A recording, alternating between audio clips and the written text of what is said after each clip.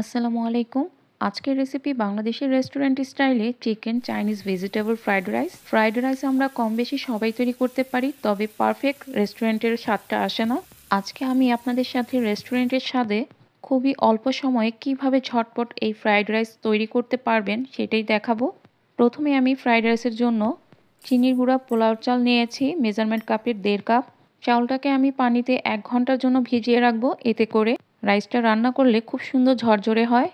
এইদিকে আমি কিছু ভেজিটেবল আর চিকেন নিয়েছি। 1/2 কাপ চিকেন নিয়েছি, একটু লম্বা করে কেটে নিয়েছি কিছু পেঁয়াজ কলি। এখানে নিয়েছি ক্যাপসিকাম, এটা আমার ফ্রোজেন ক্যাপসিকাম। আর সাথে নিয়েছি গাজর কুচি। গাজর কুচিটাও আমার ফ্রোজেন ছিল। আর কিছু পরিমাণে মটরশুঁটি দিয়েছি, এই মটরশুঁটিটাও ফ্রোজেন ছিল। সাথে দিয়েছি 3 থেকে 4টা কাঁচামরিচ মাঝখান থেকে কেটে টুকরো করে দিয়েছি।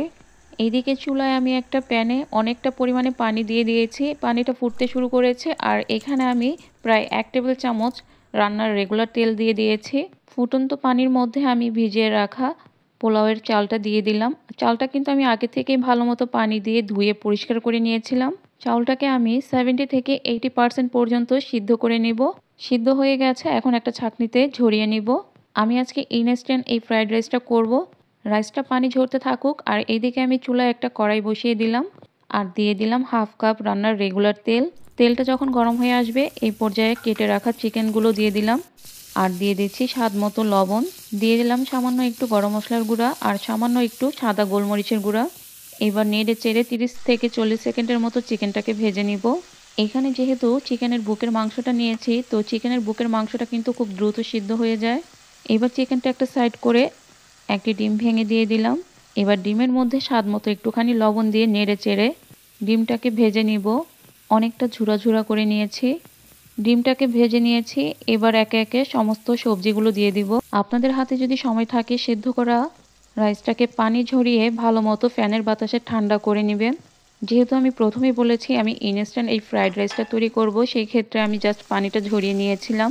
এখন ভেজিটেবলটা দিয়ে আমি হাই হিটে 1 মিনিট রান্না করে নিয়েছি। আর এখানে 1/2 চা চামচ চিকেন পাউডার দিয়েছি। রেস্টুরেন্টে কিন্তু চিকেন পাউডারটা ইউজ করে।